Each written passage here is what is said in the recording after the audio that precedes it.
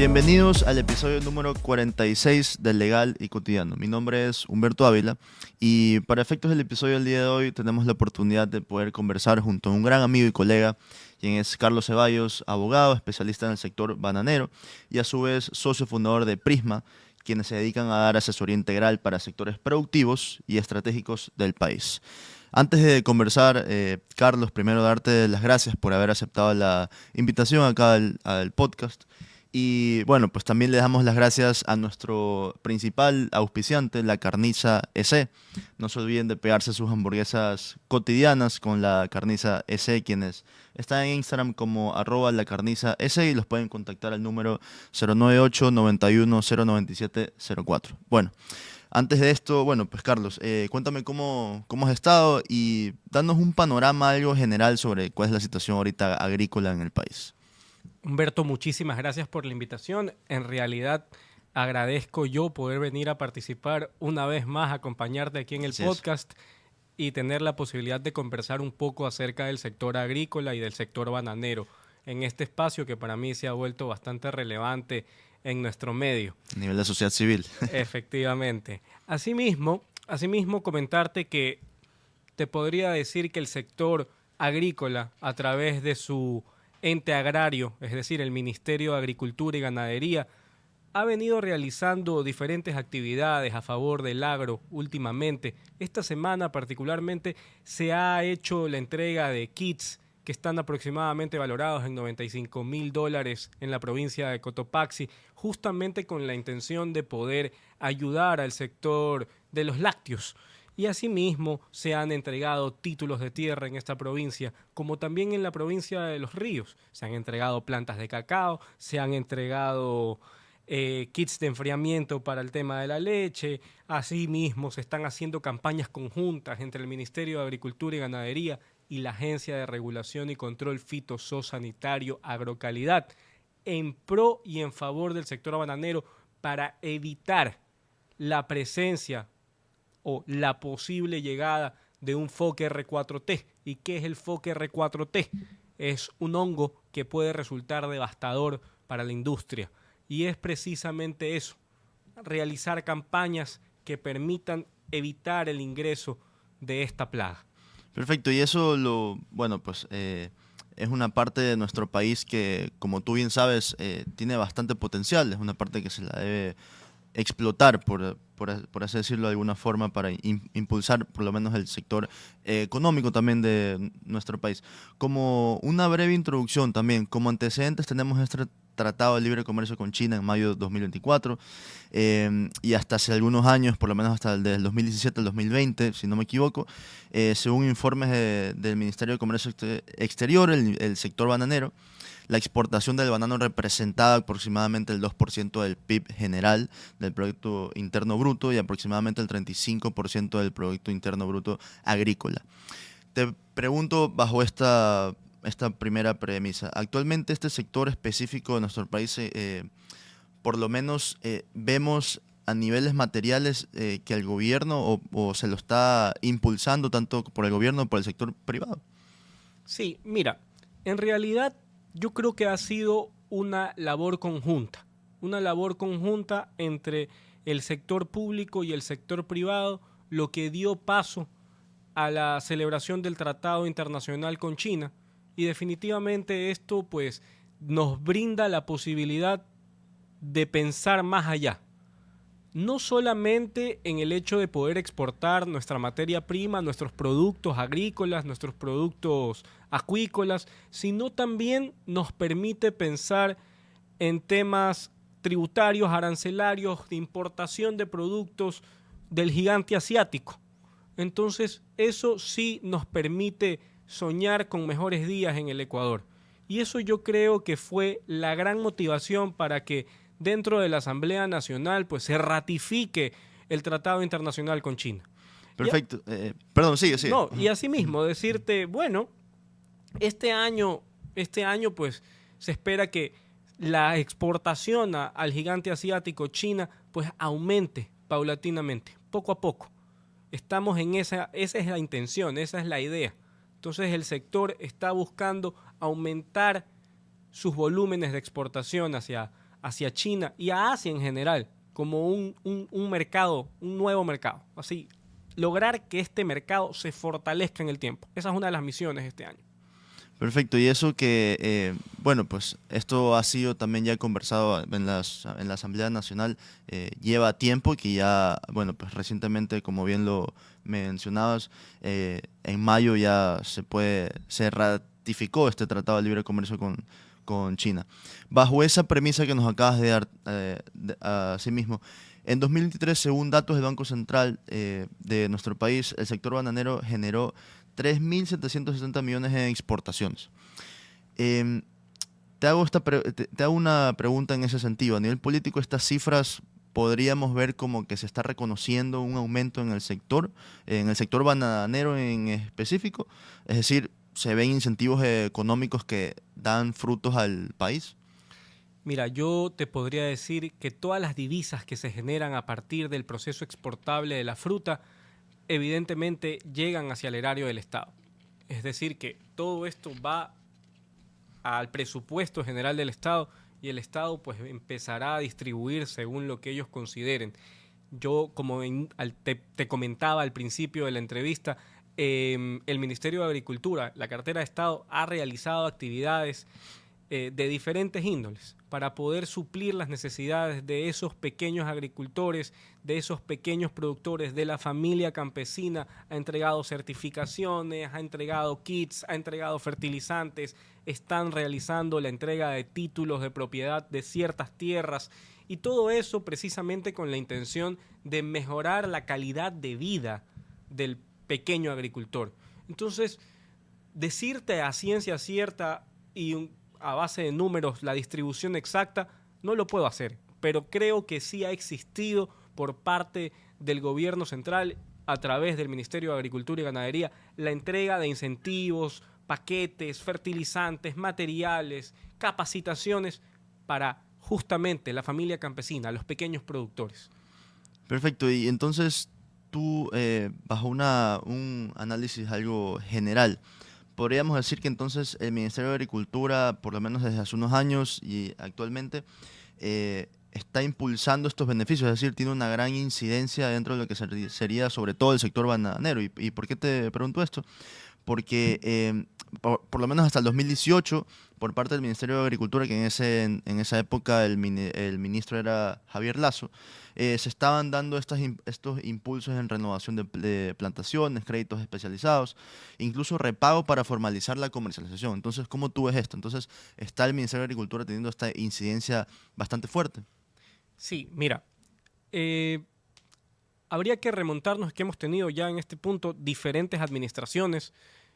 No solo ha estado Javier Lasso, ha estado Bernardo Manzano, estuvo Tangibera, estuvo Pedro Álava. O sea, el ministerio en los últimos 4 años te podría decir que ha tenido muchos cambios. Muchos cambios. Yo creo que la administración de Javier Lasso fue bastante buena.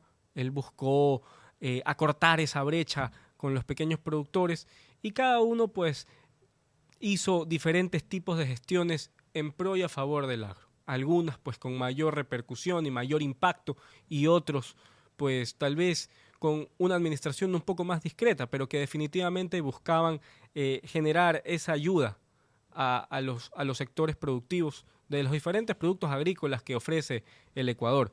Pero decirte propiamente que han ahorita hecho algo en particular, han hecho muchas acciones que yo creo que el sector venía solicitando desde hace un tiempo atrás. Vamos a darte un ejemplo. Se han hecho reformas a nivel normativo respecto de los instructivos, respecto de ciertas resoluciones que son ley para el sector, para los productores, para los exportadores, para las comercializadoras de banano. Y es que precisamente es donde debemos atacar. Debemos atacar estos puntos para tratar de generar ciertos bloqueos, generar ciertos mecanismos de seguridad que permitan garantizar realmente que se respete la realidad actual del sector bananero, que se respete a la familia campesina, que se respete el precio mínimo de sustentación.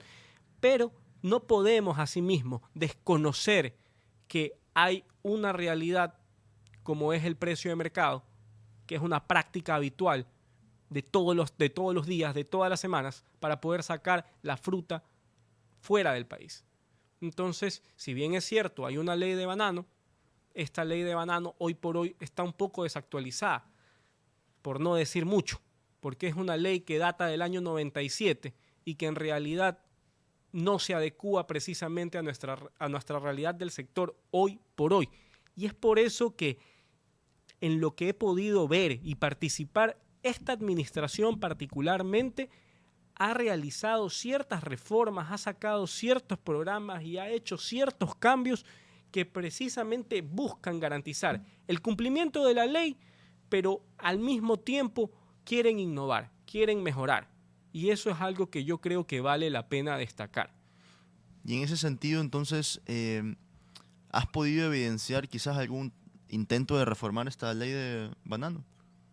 Yo creo que han existido intentos a lo largo de los últimos años, se ha realizado acciones por parte del sector privado, exportador, productor, que cada uno pues impulsa sus diferentes proyectos en base a lo que consideran que es mejor y oportuno para sus representados, ¿no?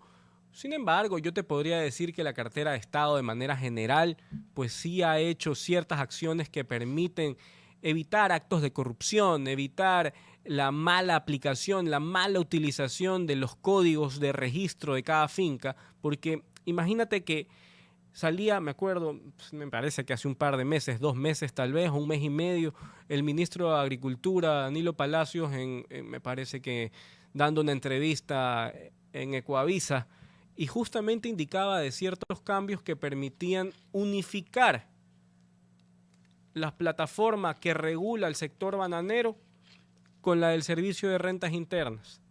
Y asimismo, actualizar un compartimiento o una transmisión de datos automática entre la aduana, el Servicio de Rentas Internas y la plataforma del Ministerio de Agricultura que regula el banano, con la intención clara de evitar este tipo de fraude tributario, un fraude en los planes de embarque, es decir, lo que estoy sacando, cómo lo estoy sacando, y la mala utilización de los códigos. Te doy un ejemplo. Existían en ese catastro bananero, en esta plataforma del sector que regula el ministerio, una máxima de unos 8.000, 9.000 productores. Se hizo una depuración en la que se pudieron ellos dar cuenta de que existían productores que realmente, valga la redundancia, no existían, o sea, eran fantasmas, eran productores fantasmas, eran códigos fantasmas, eran haciendas que simplemente no estaban allí y que redujeron el catastro bananero. O sea, pasamos de 8.000 productores, 9.000 productores a una base de 5.400 aproximadamente. Okay. O sea, es abismal el cambio. Claro. ¿Ya?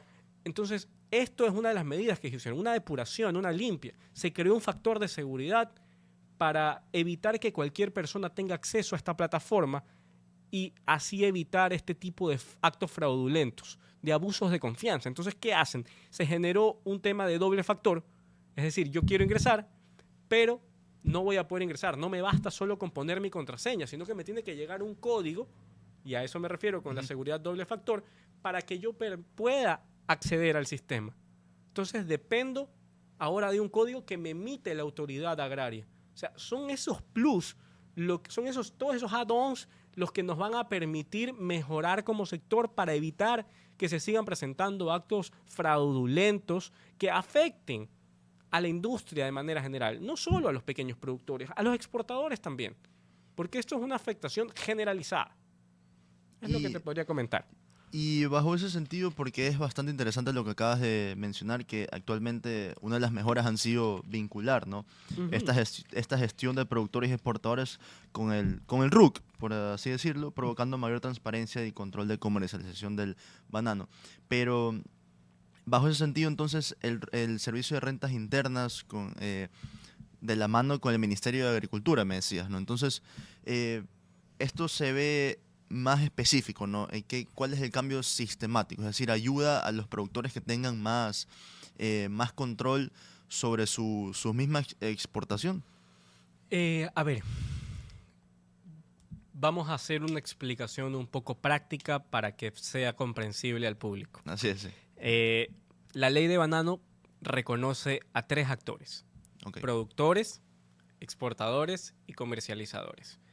Productores, evidentemente, son todos aquellos que producen nuestra fruta, es decir, el banano. Los comercializadores son aquellas asociaciones que cuentan con el aval de la Superintendencia de Economía Popular y Solidaria y que lo Ok. que buscas es crear agrupaciones de pequeños productores que figuren bajo una personería jurídica con un solo código en representación de muchas personas. ¿Ya? O sea, es una agrupación. Y finalmente tienes a los exportadores, que son quienes se encargan ya de sacar la fruta a nuestros destinos internacionales. Ok. Bien, cada uno de ellos cuenta con una especie de plataforma independiente dentro de un software general. ¿Ya? Cada uno tiene un acceso distinto. Ok. ¿Ya? En teoría, la ley de banano, para hacerla más corta porque el nombre es bastante largo, Sí. En su artículo 1 nos indica de manera muy clara que hay que cumplir con el precio mínimo de sustentación y que Ok. para poder exportar fruta tú debes tener un contrato de compraventa de banano debidamente celebrado y suscrito y el que debe ser registrado ante el Ministerio de Agricultura. Es decir, no basta con firmar el contrato, sino que hay además que registrarlo en el ministerio. Entonces, ese contrato, una vez que es registrado, alimenta el software general que te acabo de comentar y es allí donde se hace un reflejo en la pantalla de la compañía exportador y en la pantalla del comercializador y en la pantalla del productor. Sea el caso, el productor va a ver que tiene un contrato con la compañía exportadora Periquito o Patito S.A. Vamos a usar a Patito S.A. Ya, ok. El comercializador, que representa a muchos pequeños productores, también en su plataforma le va a salir que tiene contrato. ¿Con quién? Con Patito S.A. Y el exportador, en cambio, le va a salir el reflejo de los contratos que tiene con el productor Pepito y con la asociación Juanito. ¿Ya? Entonces ahí le va a salir el total de la sumatoria de los 2 contratos, el que tiene con el productor Pepito y el total de lo que tiene con la agrupación, con la asociación de pequeños productores Juanito. Entonces, Patito S.A. tiene, por decirte un ejemplo, 2.400 cajas contratadas en el sistema. Ok, eso significa que tiene para exportar 2 contenedores, por decir un ejemplo muy, muy elemental y muy básico. Ok. Entonces, en el sistema se va a poder reflejar que Juanito y que Pepito tienen un código. Cada finca tiene un código que está vinculado con el RUC. También. Ok. ¿Ya?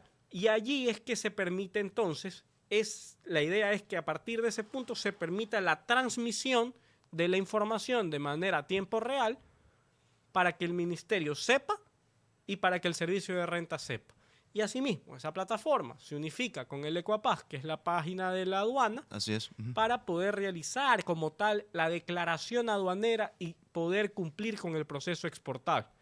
Pero la idea no queda allí. La idea es que al momento que se da toda esta transmisibilidad de datos, y como debe ser en tiempo real, nosotros como usuarios y como ecuatorianos, independientemente de si es una persona natural o jurídica, estamos obligados a llevar a cabo ciertas cuestiones a nivel tributario, a nivel aduanero, mes a mes. Por lo tanto, si es que yo no declaro y si es que yo no lo hago a tiempo o no lo hago bien, me debería, en teoría, eventualmente salir una alerta que me diga, hey, no has cumplido, no puedes usar esto, Ok. no puedes trabajar de esta manera.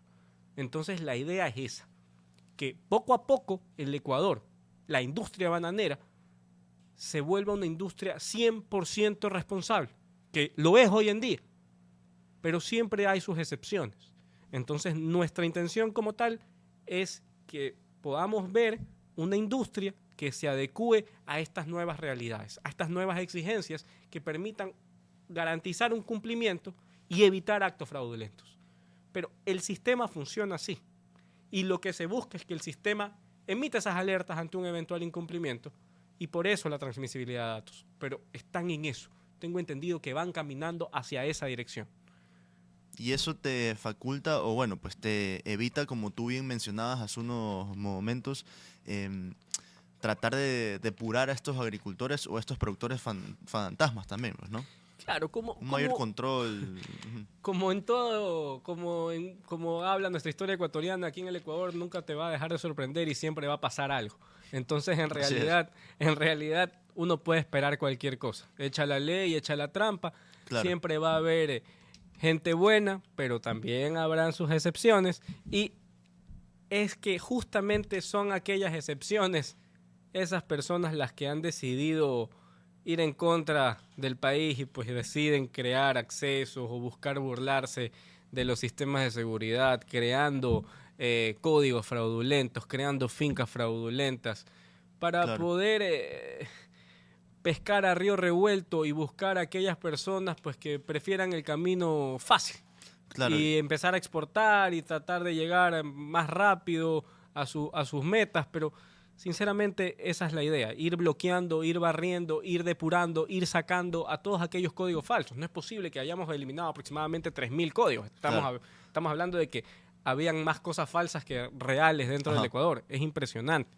Y eso, bueno, pues igual va a estar sujeto a un constante cambio, porque van a haber algunas reformas también. Siguiendo un poco con este mismo tema, em, en la distribución por tamaño de hectáreas, hectáreas sembradas, números de productores, em, más o menos es de esa forma como se dividen las estadísticas a nivel agrícola en nuestro país. La normativa para el sector bananero. em, ¿Te parece que se puede reformar o pulir aún más? ¿O al menos tiene un sentido de que se esté hablando en la Asamblea Nacional o un impulso por parte de las asociaciones agrícolas y de los productores y exportadores? A ver, yo creo que la ley de banano puede tener muchísimos cambios positivos, ¿ya? Cuando te hablaba de que no se reconoce la realidad del sector, que la ley del 97 no reconoce la realidad del sector, esto es verdad, es cierto. ¿Por qué? Porque normalmente aquí en el Ecuador se manejan dos líneas de comercialización, digámoslo figurativamente. Tienes la que establece la norma, que es el precio mínimo de sustentación, que Ujú. lo fija la autoridad agraria una vez al año después de una mesa técnica de negociación con productores y con representantes de exportadores. Y por su parte tienes el precio de mercado, o lo que coloquialmente las personas que se mueven en este sector lo mencionan o lo llaman spot. Y Ok. es que justamente para completar las cargas, para completar los pedidos de los clientes internacionales, muchas veces hay que ir un poco más allá de lo que hay contratado bajo el esquema del precio mínimo. Y es eso lo que estamos desconociendo dentro de esta normativa. Si tú vas y en cualquier otra área, vamos a pensar tal vez en el camarón. Ya, el camarón, si bien es cierto, tiene una ley, pero no tiene un precio mínimo. ¿El camarón qué hace? Tú lo comercializas directamente, digamos, tú eres China y yo soy Ecuador y soy el exportador de camarón Patito S.A. Y yo, Patito S.A., te quiero vender mis camarones y resulta que yo te digo, pues tú me ofreces un precio y yo te digo, ¿sabes qué? No, acordemos este otro. Llegamos al acuerdo.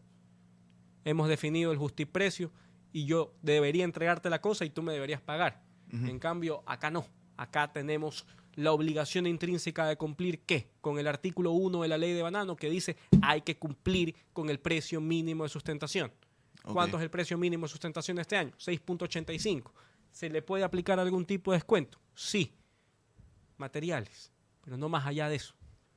Y al final, cuando necesito dar esa milla extra, avanzar un poco más, porque el cliente ya no me está pidiendo, digamos, 2 contenedores, quiere que le dé 5, entonces me faltan 3, pues.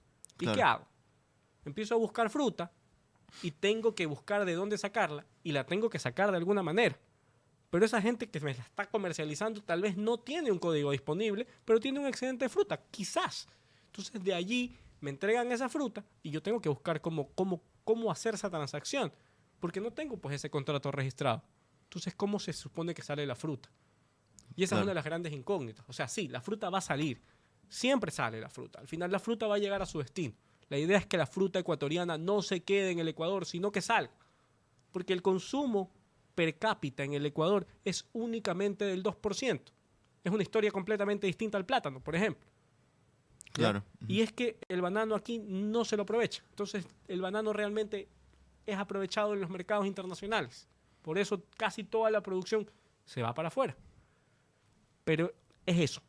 Hay que modificar, hay que reformar la ley de banano o hay que sacar un proyecto nuevo que reconozca estas modalidades de contratación, que abra el mercado.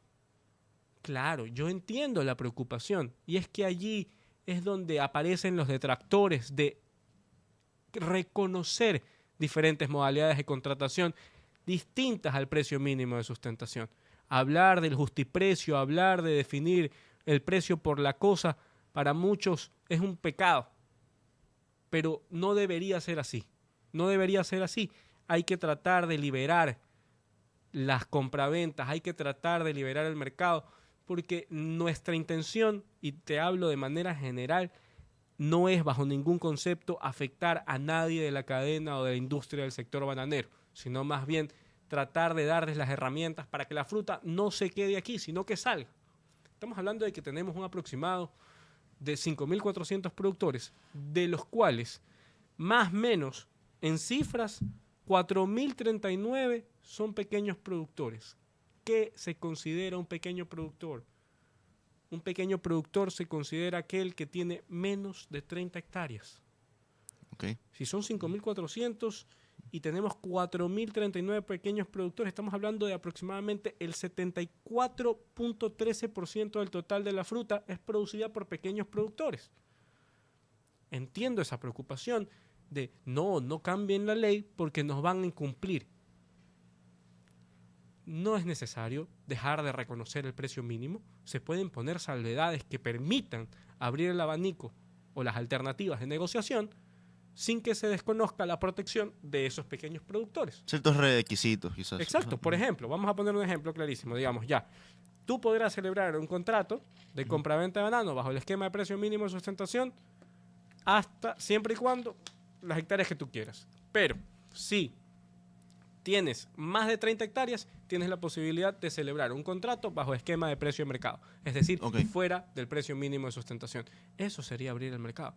No estoy tocando a aquellos que tienen menos de 30 hectáreas.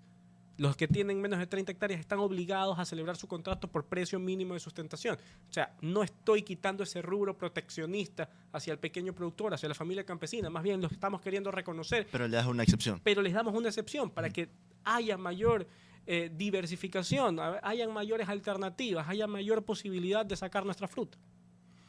Y en ese sentido igual eso impulsa también a que todos los pequeños agricultores quieran también expandir sus hectáreas o quizás las asociaciones que se encuentran en ese sentido. Claro, ¿por qué no? En realidad yo creería, incluso estoy siendo un poco, tal vez no sé si egoísta, pero y digamos, si hay un pequeño productor, un productor que tenga 15 hectáreas, pero que él quiera manejarse bajo el esquema del precio de mercado, no deberíamos tener que bloquear el acceso a una persona de tomar sus decisiones respecto de cómo quiere manejar su estructura de negociación con las exportadoras.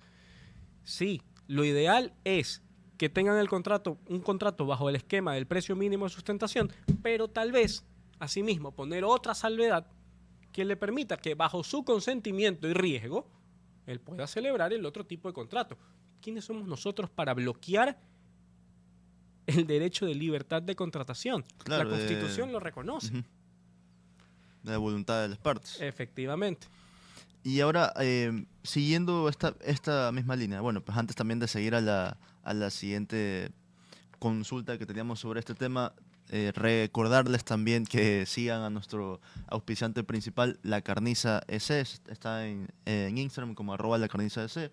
Los pueden contactar al número 098-91-097-04. No se olviden de verse esas hamburguesas cotidianas. Siguiendo entonces con este tema, Carlos, tenemos las empresas más grandes exportadoras bananeras de nuestro país, que son Uvesa, Rey Banpac, Novoa Trading, Comersur y Axulasa. Ujú. Se sabe que existe una relación bastante fuerte entre Ecuador y la Unión Europea, como tú bien me lo has comentado antes, con respecto al sector bananero. Desde el 2020 el banano ecuatoriano paga un arancel de 75 euros por tonelada métrica, compitiendo en estas mismas condiciones con los demás países, ¿no? Como Colombia, Perú y Costa Rica. Bajo esa línea, ¿cuáles podrían ser estos factores por los que entre Ecuador y la Unión Europea estos acuerdos se llegan a realizar? ¿Entran factores políticos también? Mira, hablar de la Unión Europea es hablar de un mercado bastante estable, un mercado bastante seguro, yo diría. Allí más bien la crítica regularmente puede ser por parte de las prohibiciones que emiten los parlamentos europeos respecto de la aplicación o implementación de ciertos productos fertilizantes, ciertos productos químicos, pues yo creo que ellos aplican un criterio de menos es más, usan menos pero dame más. Y aquí Ok, eso es un problema porque al tener bloqueos de sustancias o de químicos que permiten garantizar el crecimiento o el desarrollo correcto de la planta y de la fruta, consecuentemente, se ve un poco afectado porque se han visto obligados a utilizar otro tipo de productos, otra gama de productos que pueden resultar incluso más caros para el productor ecuatoriano, pero que no tienen el mismo impacto que los que ok. han sido bloqueados. Sin embargo, a pesar de esa crítica, que es una realidad Ujú. y que hoy en día pues hemos visto movimiento por parte del clúster bananero ecuatoriano, hemos visto movimiento vimos hace 2 días salió Costa Rica también anunciando que se sumaban a la campaña de Latinoamérica frente a ciertas aplicaciones y cuestiones ante la Unión Europea. Porque si bien es cierto, es un mercado muy seguro, muy tradicional, en el que tenemos nuestro mayor volumen de exportación, es más o menos el 30.90% del total exportable del Ecuador, es imperativo reconocer que estas prohibiciones, estos bloqueos, evidentemente van a generar una afectación a la productividad, una afectación a nuestra competitividad. Y esto que no estamos mencionando temas de seguridad, que eso aqueja a todos los destinos que estamos exportando. Pero ya te digo, vuelvo y repito, Europa es uno de nuestros mercados más seguros, más tradicionales y que realmente respetan el justiprecio que pactan pues con los exportadores. Entonces, por lo general, en estos casos, las personas tratan de llegar a este mercado porque saben a qué atenerse, saben cómo se van a ir manejando. ¿Hay dificultades? Sí, como las que te acabo de mencionar, pero es un mercado que se mantiene en el tiempo.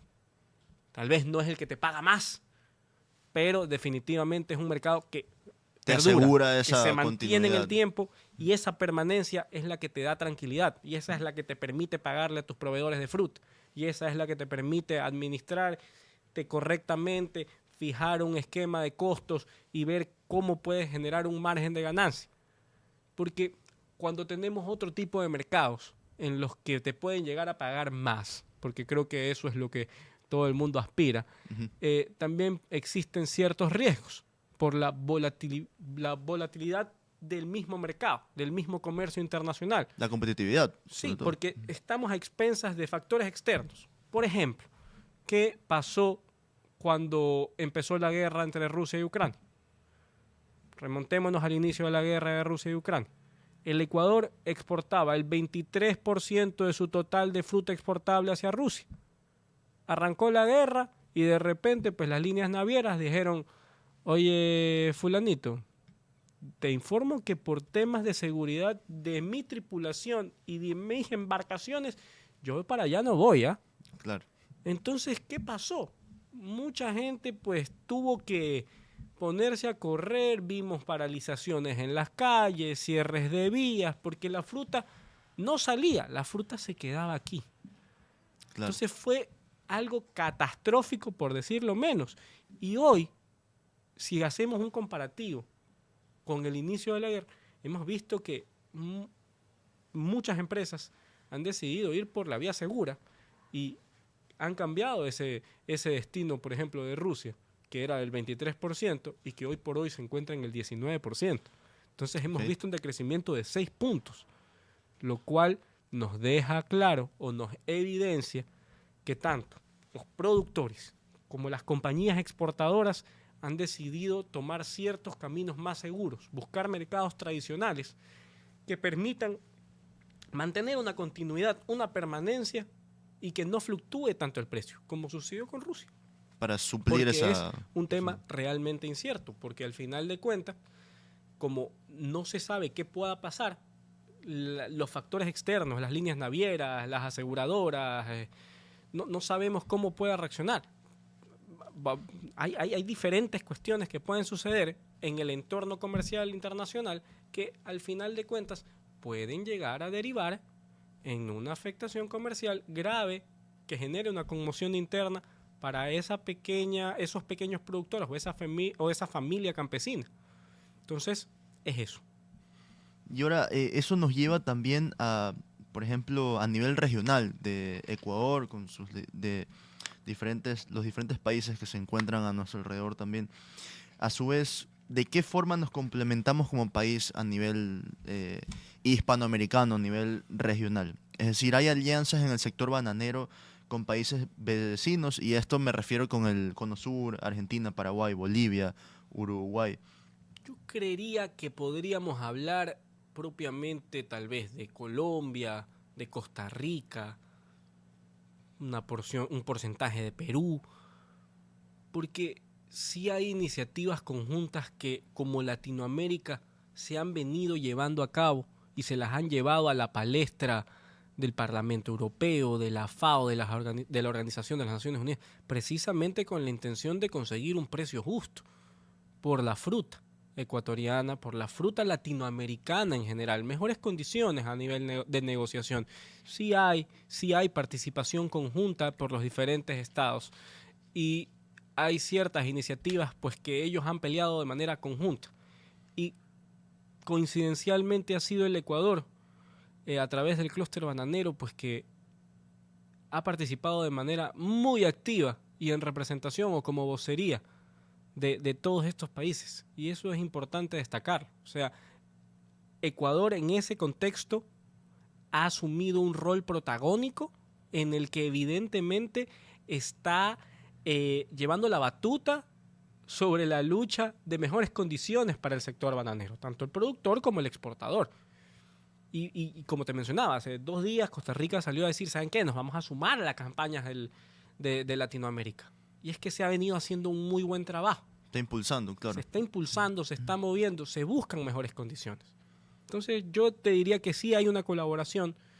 Por ejemplo, hay otros países, tú mencionabas Uruguay, Argentina, ellos tienen otro tipo de productos. Allí no se produce propiamente banano. Entonces realmente podrán tener una plantita, qué sé yo, pero no es algo determinante. Ellos tienen Ok. otra gama y otros productos de carácter agrícola o cárnicos o de otra categoría con la que pueden salir a los mercados internacionales. Ahí, en cuanto a las alianzas que estabas hablando, bueno, pues con Costa Rica también, ¿te referías también a la AEB, es decir, a la Asociación, me parece, de Exportadores de Banano del Ecuador? Aquí en Ecuador existen, te diría yo, que varios actores que representan al sector en sus diferentes categorías o actores.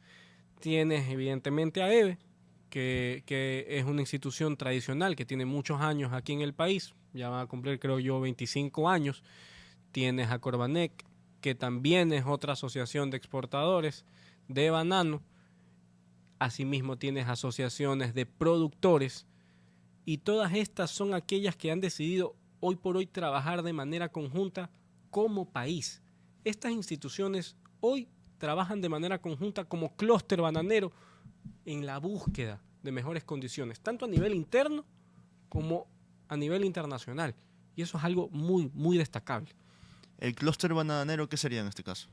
El clúster bananero, pues digamos que es una figura de representación que comprende a los diferentes representantes de una cadena, ¿ya? Y que busca generar materia de políticas públicas para obtener resultados positivos, que generen puentes, que viabilicen y que mejoren las condiciones de todos aquellos actores e intervinientes que lo comprenden.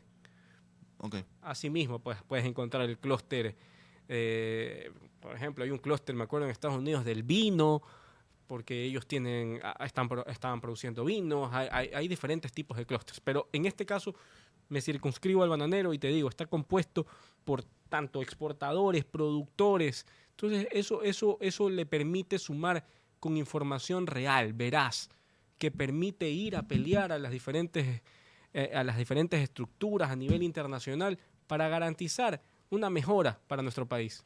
Y eso nos lleva también a una pregunta bastante importante que es acerca de la normativa.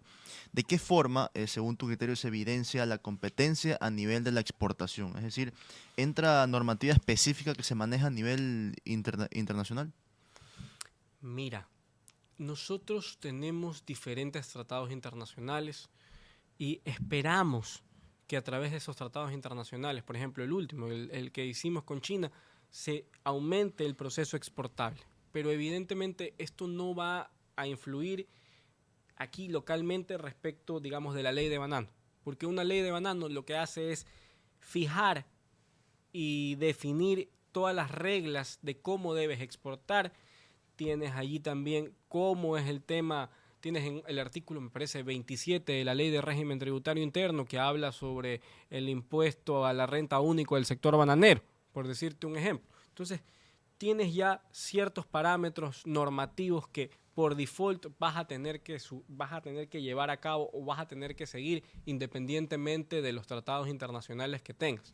Pero de ahí hablarte de temas de negociación, de contratación, obviamente te recomiendo que hay que ver mucho el tema de los métodos alternativos de solución de controversias, ver diferentes centros a nivel internacional. Hay centros muy buenos que permiten el tema de la inversión.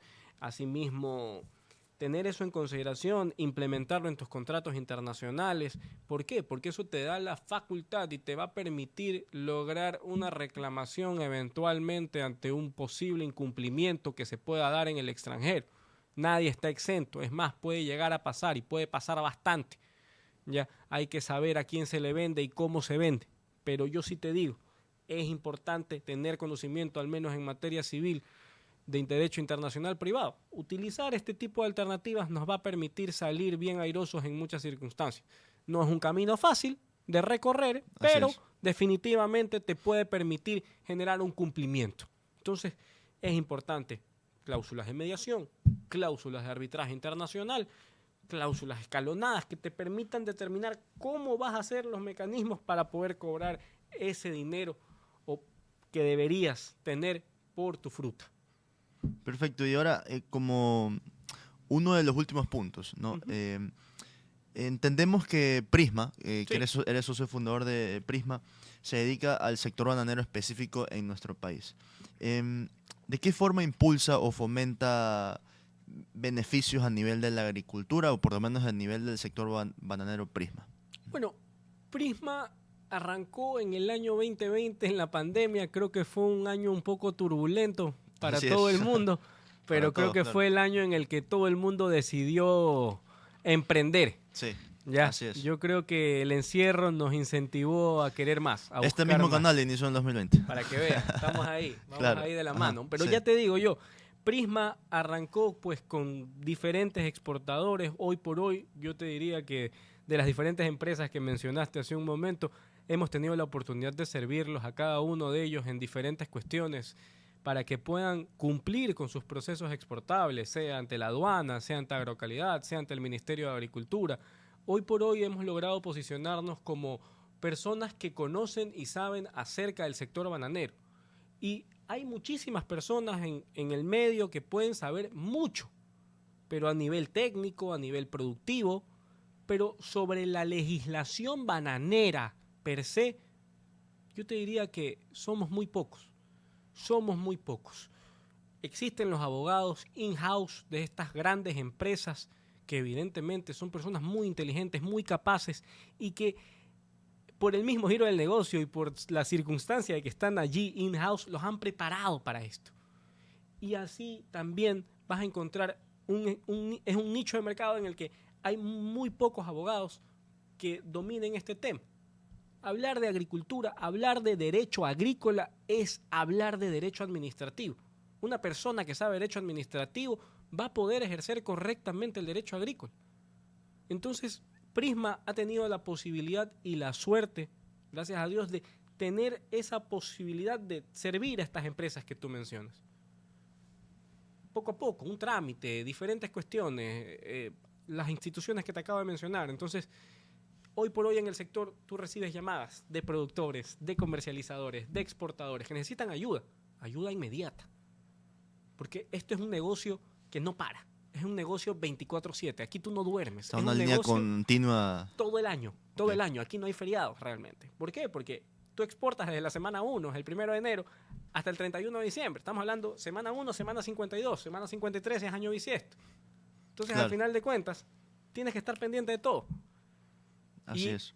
Se te puede vencer algo, un permiso, un requisito, necesitas registrar algo, tienes que sacar una marca, tienes que sacar un permiso de siembra. Hay 1000 temas. Pero no hay pleno conocimiento de esta materia.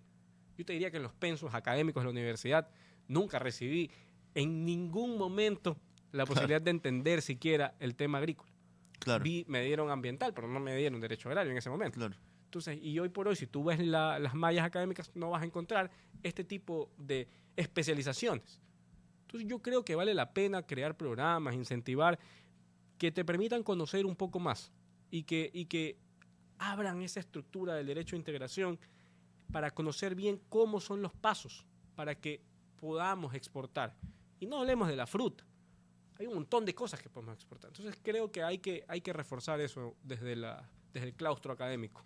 Claro, y eso incluso, por lo menos a mi criterio, un criterio personal, sí es algo que se debería estudiar y se debería saber, porque en nuestro país el sector agrícola es donde mayor explotación puede haber, donde mayor beneficio económico puede haber. Incluso me atrevo a decir que hasta un presidente de la República del Ecuador debería tener especialización o tener amplio conocimiento sobre este sector agrícola. Y ahora, sí, ahora como una de las últimas preguntas, Carlos, algo política, no tampoco tan para meternos en ese ámbito, pero ¿está teniendo en cuenta el Estado entonces este sector de nuestro país, el sector bananero? O más bien, ¿qué podría hacer falta? Tecnología, inteligencia artificial, etcétera. Yo creo que este gobierno, particularmente Daniel Noboa, tiene pleno conocimiento del sector, pues resulta pues que él viene de una familia, claro, así es, productora y exportadora de banano. Entonces, yo creo que está muy claro el panorama por parte de la línea de gobierno respecto al sector, de sus necesidades y de cómo poder llegar más allá, dar esa milla extra. Entonces, hay un ministro de Agricultura que también es productor, que también ha exportado fruta, que tiene conocimiento. Entonces, yo creo que sí se está tratando de emitir políticas públicas que garanticen mejoras al sector. Mira, en un periodo tan corto yo te he dicho que hay muchos logros en materia de depuración, en materia de seguridad, en materia de transformación digital, precisamente para buscar mejoras para el sector. Entonces, yo diría que este gobierno tiene una línea en ese sentido bastante clara. Y es algo que, bueno, pues no sé si se lo ha comunicado también, porque no todos sabemos estos cambios que se han venido realizando. Yo creo que un tema de comunicación, tal vez ante un país conmocionado y sumido en la violencia muchas veces, pues creo que este tipo de noticias de Crónica Roja pues se nos llevan un poco el escenario y la palestra y el público real se distrae de este tipo de cuestiones que yo creo que son de carácter urgente y son positivas para el sector, son positivas para la economía del país. Y ya te digo, o sea, yo creo que se las ha comunicado, sin embargo, nunca van a tener el mismo impacto que algo de materia en Crónica Roja. Entonces, claro, con eso se compite. Y ese es el problema. Claro, sí. Pero bueno, creo que hemos hablado bastante, hemos podido dar un análisis bastante exhaustivo acerca de este tema y te doy las gracias otra vez, Carlos, por haber aceptado la invitación. Es la Y esta sería la tercera tercera, vez. la tercera. Vez, sí. Primero fue sobre, creo que derecho laboral y la segunda creo que también sobre el sector bananero, si no me equivoco. Justamente. Pero bueno, pues tú sabes que están las puertas abiertas acá en el canal, siempre para hablar sobre estos temas y hay que impulsar un poco más, como tú bien dices, estos temas que son comunicables y que de alguna forma dan un aspecto positivo para el país, pues, ¿no? Efectivamente.